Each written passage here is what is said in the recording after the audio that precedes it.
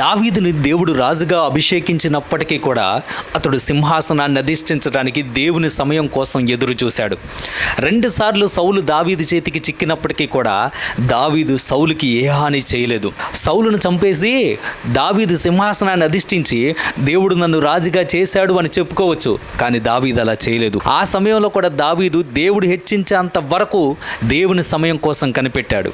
ఈరోజు చాలామంది దేవుడు హెచ్చించేంత వరకు ఆగట్లేదు, దేవుడు ఇచ్చేంత వరకు కూడా ఆయన యొద్ద కనిపెట్టట్లేదు, దేవుని యొద్ద నుంచి పొందుకునేంత వరకు కూడా ఆగకుండా అడ్డదారులు వెళ్ళి అడ్డంగా సంపాదించి దేవుడు నాకు ఇచ్చాడు అని చెప్పే క్రైస్తవులు ఎంతమంది లేరండి.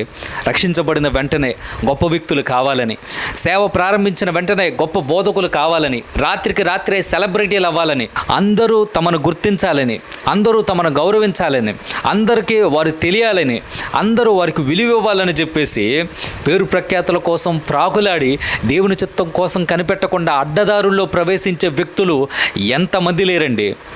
దేవుని సమయం మన జీవితంలో చాలా ఉత్తమమైనదే.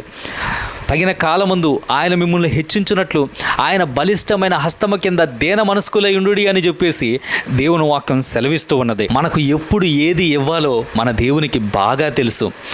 ఎప్పుడు ఎలా మన జీవితాల్లో అద్భుతాలు జరిగించాలి, ఎప్పుడు ఏ స్థితిలో మనల్ని ఉంచాలనేది మన దేవునికి బాగా తెలుసు. ఎప్పుడు మనలను బయటికి తీసుకొచ్చి బయట ప్రపంచానికి పరిచయం చేయాలనేది దేవునికి బాగా తెలుసు. అప్పటి వరకు మనం చేయాల్సిన పని ఒకటే, ఆయన కృప కొరకు కనిపెట్టుకోవటం. ఆయన మనకు ఏది ఇచ్చినా కూడా అది స్థిరంగా ఉండిపోయే విధంగా ఇస్తాడండి. అది మనకు మాత్రమే కాదు, మన తర్వాత తరాలకు కూడా అది ఆశీర్వాదకరంగా ఉంటుంది.